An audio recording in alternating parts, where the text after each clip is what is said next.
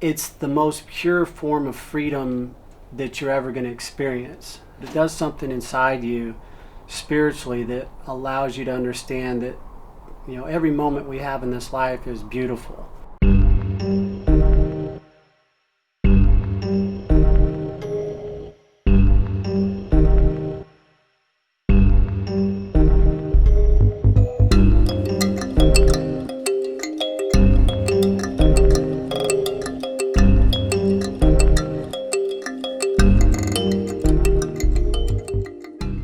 I just like a good view. I always want to fly like a bird. To feel like a bird. Oh, I just love it. It's like a drag.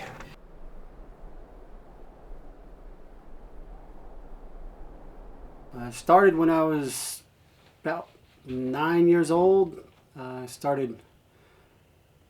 lived on the coast of Texas, and I had my mom buy me windsurfers. I tried to take the sails and make hang gliders out of them.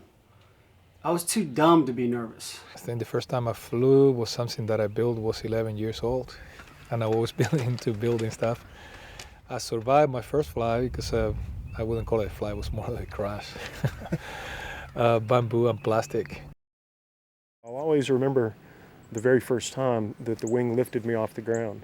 When I backed up a gentle slope, got a little higher up the slope, so when I ran, the wing caught air and the straps on the harness pulled tight, and all of a sudden my feet were no longer in contact with the ground.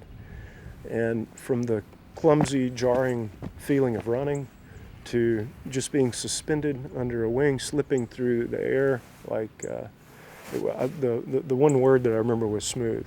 This was the smoothest thing I'd ever done.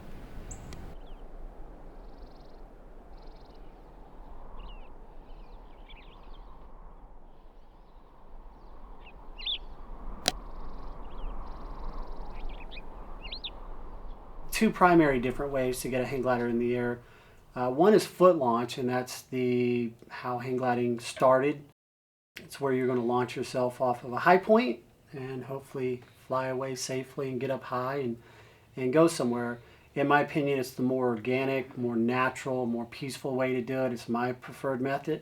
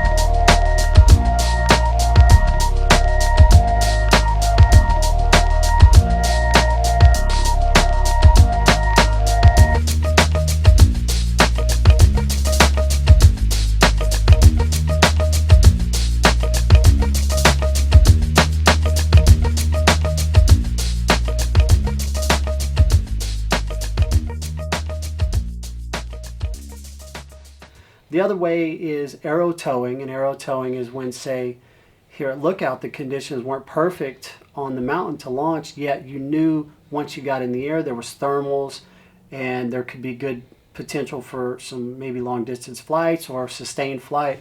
So what you're doing is taking basically an ultralight airplane, it's called a light sport aircraft, and you are pulling it behind a tug plane. You get pulled out by an airplane like this one here, which was designed specifically for this.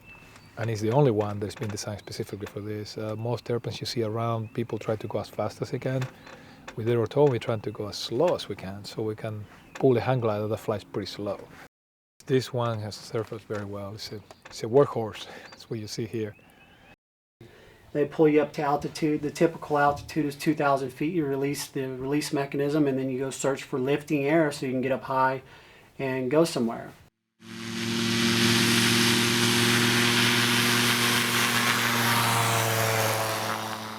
I think everybody enjoys driving along and pulling off at an overlook and seeing as far as they can see. But on a hang glider, it's 360 degrees all the time, and you can't beat it. It's pretty neat to get up thousands of feet above the mountain and see the world and everything getting smaller, and starts looking more round, you know. And you're on something that you can carry around on your shoulders and you can do it safely. Yeah. You know there's an element of risk in hang gliding, so that is in the back of your brain. You know, the risks in hang gliding are definable, they're finite, and they're easy to manage. A lot of times people just get too complacent. You're talking about the anxiety or the fear or whatever for launching and going off the mountain. I kind of figure it's a red flag if you don't have a little bit of that. I know I'm going to hook into my hang glider before I launch, which used to be the single most dangerous part of hang gliding. People would forget to hook in. I have almost 100 hours in the air on hang gliders and 430 flights roughly, and I've not hurt my glider or myself. I've never had a broken fingernail. 11 years. You know, never hit a tree. And you're not going to hit a tree if you don't fly near the trees. I had one crash.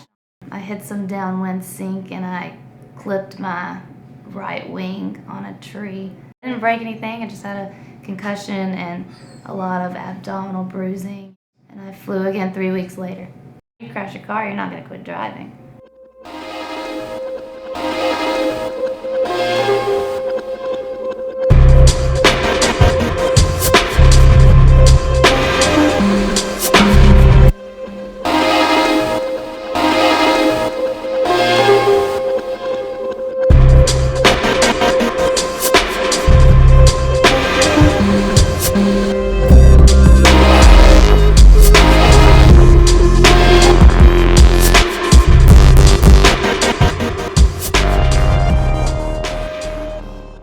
It's just a spectacular thing to be out in space, hanging under a kite, thousands of feet in the sky, with no engine, no sounds, flying around for hours, wingtip to wingtip with hawks and buzzards and whatnot.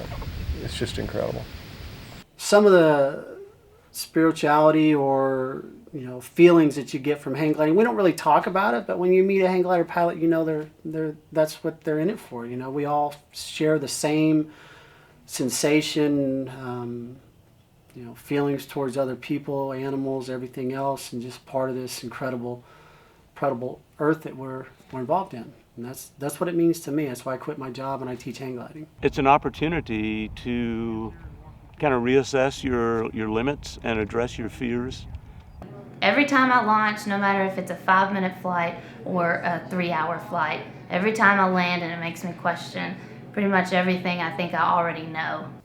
It helps you understand that this world we live in and the society that, buy a new car, be in debt, have a house, all these things to keep up with the Joneses just really isn't that important because it's not living.